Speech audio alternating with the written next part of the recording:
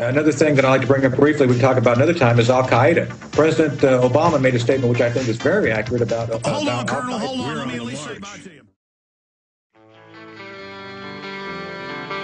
Colonel Tony Shaffer has been really nice giving us this time. He's on vacation in Ireland. We're going to let him go here in just a few minutes, but putting bookends on this. Get into your Al-Qaeda point, but what is Al-Qaeda? We know it's a Brzezinski computer file at the CIA in 1979. We know it's a term used to try to simplistically label, I guess, Wahhabist sects out of Saudi Arabia. We know those do exist. We know there's different factions in Saudi Arabian princedom where you've got different princes fighting with each other. So we know there's a lot of different groups and organizations, but it just came out last week in federal documents that one of the ringleaders of the Mumbai attack was a, quote, U.S. government agent and helped lead the attack. And so I keep going back to that over and over again. I mean, what is Al-Qaeda today? Well, I think we have to look at this realistically, because if the intelligence community is doing its job, Alex, they're going to have people who will hopefully will have access to the organization. The problem is, and this was happened with Cap Chapman, I think a lot of the CIA's activities lately have been focused on wishful thinking. I think they recruit people thinking they're going to work for the U.S., and they're true believers. There's really no level of benefit you can give them to make them walk away from what they believe. So I think that's what we're seeing here. You're saying double and triple agents. Yes. Absolutely, absolutely. And I think that's what we're seeing here, where I think it's almost a policy of wishful thinking, hoping these guys will really come over and support us. And then they get triple-crossed back, essentially. Peter Lance did a great book on this, it's called Triple Cross, where it talks about Ali Muhammad.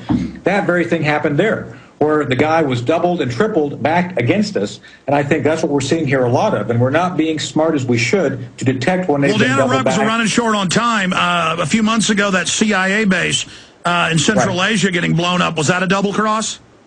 Oh, triple cross, absolutely. That guy never left his true belief in Al-Qaeda, and that's why those people died. So what is Al-Qaeda?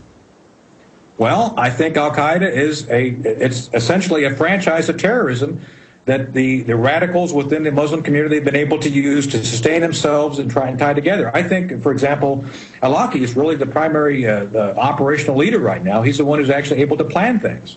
So I think that he is realistically kind of the lead guy right now in Al-Qaeda. I think that's why the focus is so heavy on him. He's been able to pick up his franchise and do a lot with it.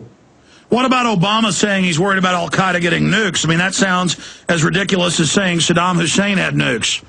Well, I can tell you that there's a great deal of effort going on to look at this issue realistically right now, Alex. I think that there's a good potential that that's where they want to go for their next big attack. And I don't think they've let down. So I know this may be hard for you and your listeners to accept. I believe that they are going in that direction. I believe that's where they're going next. Could the Russians, like Alexander Lebed say, actually sell nukes?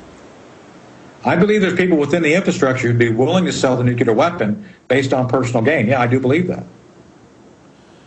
So that's something to be cognizant of. I'm not saying it would happen. I think that that's something we need to be realistically looking at, though. Well, you're going to be able to talk about a lot more of this coming up in August when the book, The Dark Side of the Force, comes out. We look forward to speaking to you then. Thanks for the time. Thank you. All right, there goes Lieutenant Colonel Anthony Shaffer. Very interesting interview, very interesting individual joining us from Ireland.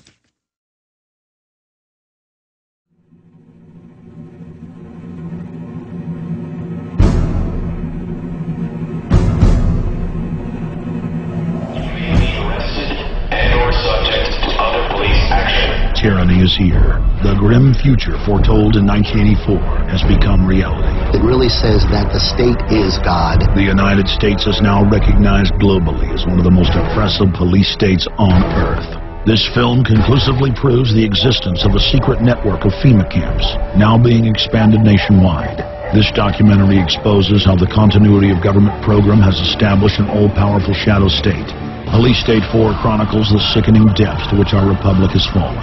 Prepare to enter the secretive world of emergency dictatorship. Body scanners, sound cameras, citizen spies, stage terror, and cameras on every street corner. It's only the beginning of the New World Order's hellish plan. The police state isn't coming. It's here. Secure your copy today at Infowars.com or see it online in the highest quality at PrisonPlanet.tv.